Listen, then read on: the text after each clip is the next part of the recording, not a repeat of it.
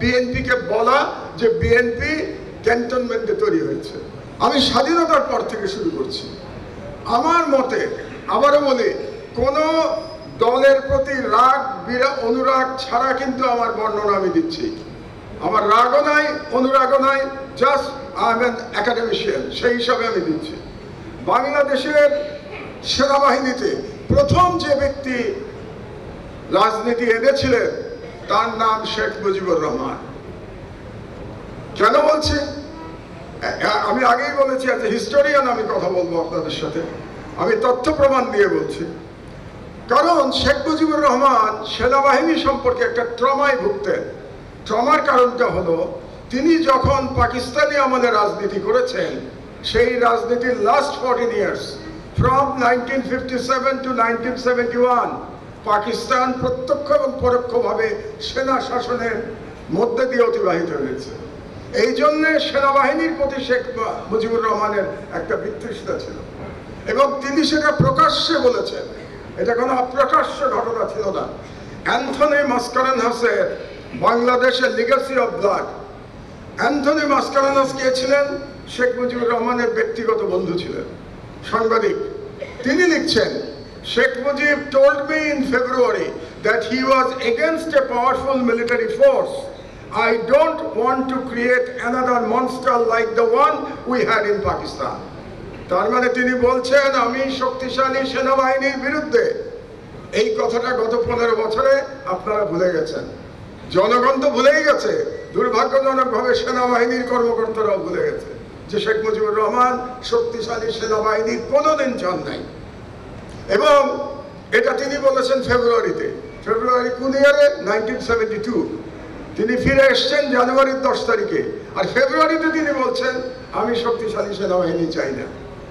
এবং না চেয়ে তিনি, এবং আর একটা মনস্তাত্ত্বিক কারণ ছিল শেখ মুজিবুর রহমানের, সেটা হলো যে স্বাধীনতা ঘোষণা দেওয়ার দায়িত্ব তার ছিল রাজনৈতিক নেতা হিসেবে 1971-এ, সেটা তিনি দিতে ব্যর্থ হয়েছিলেন।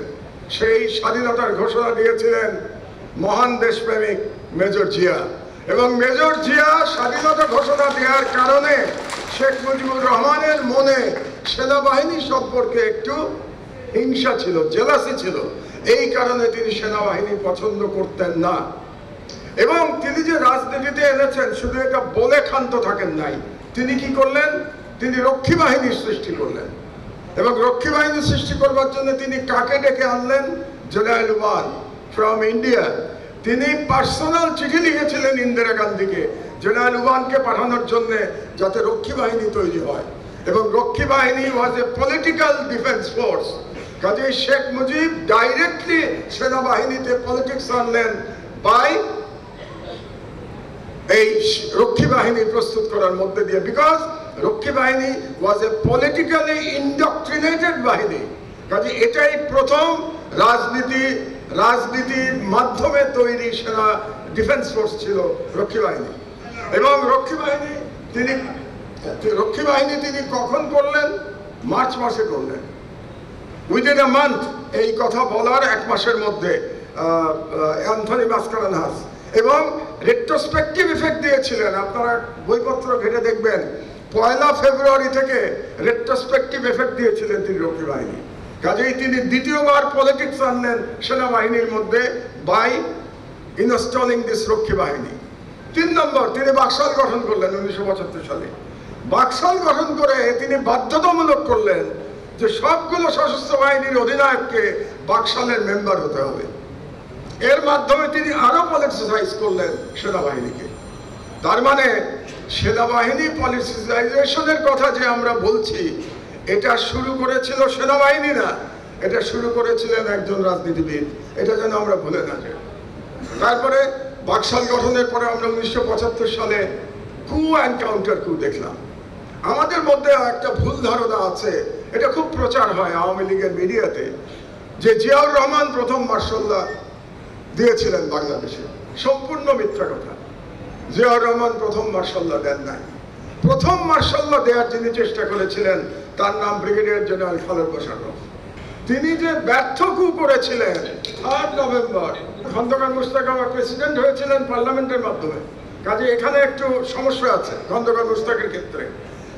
মার্শাল ল অ্যাডমিনিস্ট্রেটর হিসেবে ডিক্লেয়ার করেছিলেন first Khaled Mosharraf. He was the first chief marshal administrator, Khaled Mosharraf, for 3 days।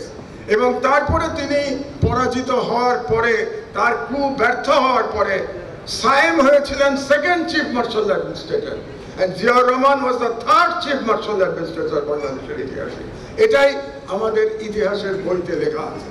তিনি 3 নম্বরে মার্শাল ল দিয়েছিলেন এবং দেওয়ার পরে তিনি রাজনীতিতে আসেন, বিএনপির জন্ম হয়। বিএনপির জন্ম হওয়া নিয়ে অনেক বিতর্ক আছে। আওয়ামী লীগের যে মিডিয়া তারা বলতে পছন্দ করে যে বিএনপির ক্যান্টনমেন্টে জন্ম হয়েছে। এটা আওয়ামী মিডিয়ার বয়ান আজ পর্যন্ত চলছে। এটার কারণও কিন্তু বেসিক্যালি আওয়ামী লীগ ইনহেরেন্টলি তার যে সেনাবাহিনীর প্রতি যে একটি বিতৃষ্ণা, তারই বহিঃপ্রকাশ হচ্ছে বিএনপিকে বলা যে বিএনপি ক্যান্টনমেন্টে তৈরি হয়েছে। আমি যতদূর বইপত্র পড়াশোনা করে দেখেছি, তাতে আমি দেখেছি 3 জন সামরিক কর্মকর্তা বিএনপির তৈরিতে ভূমিকা রেখেছিলেন। কে? মুস্তাফিজুর রহমান সাহেব, কর্নেল আকবর এবং মেজর জেনারেল মাজিদুল হক। কিন্তু 3 জনই অবসরপ্রাপ্ত সেনা কর্মকর্তা ছিলেন। 3 জনের কেউই তখন সার্ভিং সেনা কর্মকর্তা ছিলেন না। কাজেই আমি কোনো বইতে পাই নাই যে জিয়াউর রহমানের বিএনপি তৈরিতে সার্ভিং কোনো মিলিটারি অফিসার ভূমিকা রেখেছিলেন। যদি আপনারা কেউ পেয়ে থাকেন আমাকে রেফারেন্স দিলে আমি আনন্দিত হব, আমারটা আমি কারেকশন করে দেব। কিন্তু এখন পর্যন্ত আমি কোনো বইতে, কোনো ইতিহাস বর্ণনায় আমি পাই নাই কোনো সার্ভিং অফিসার বিএনপি তৈরিতে ভূমিকা রেখেছিলেন। এই হলো 1972 থেকে 1980 সালের মধ্যে পলিটিশিয়ান এবং আর্মির মধ্যে রিলেশন। আমরা চলে যাচ্ছি 81 থেকে 90। এই পিরিয়ডে জেনারেল এরশাদ সর্বপ্রথম ডাইরেক্ট ক্লাসিক্যাল মিলিটারি কু করেছিলেন। জেনারেল এরশাদ একটা ইলেক্টেড গভর্নমেন্টের বিরুদ্ধে। এবং কোন ইলেক্টেড গভর্নমেন্ট? মাত্র 3 মাস আগে ইলেক্টেড হয়েছিল প্রেসিডেন্ট সত্তার। প্রেসিডেন্ট সত্তার ইলেক্টেড হওয়ার পরে জেনারেল এরশাদ মার্শাল ল দিয়ে দেন। এবং দেন কিভাবে? তৎকালীন বিএনপির মধ্যে কিছু সুযোগ সন্ধানী উচ্চাকাঙ্ক্ষী রাজনীতিবিদ তাকে তখন সহায়তা করেছিল এটা করবার জন্য, তাকে ইনস্টিগেট করেছিল মার্শাল ল দেওয়ার জন্য। আজকে যেমন তানিয়া আমির ইনস্টিগেট করছে জেনারেল ওয়াকারকে মার্শাল ল দেওয়ার জন্য, সেইভাবে বিএনপিরই কিছু অফিসার, কিছু মন্ত্রী তখন ইনস্টিগেট করেছিল এরশাদকে মার্শাল ল দেওয়ার জন্য। তারপরে তিনি জাতীয় পার্টি গঠন করেন, সরকারের থেকেই জাতীয় পার্টি গঠন করেন এবং পরবর্তীতে 90-এর গণ অভ্যুত্থানে তার পতন ঘটে। এবং 90-এর গণ অভ্যুত্থানে পতন ঘটার সময় সেনাবাহিনী খুব গুরুত্বপূর্ণ ভূমিকা পালন করেছিল। আমরা যেন এটা ভুলে না যাই, এটা কর্নেল হক বলেন নাই। সেই সময় আর্মি চিফ ছিলেন জেনারেল নুরুদ্দিন।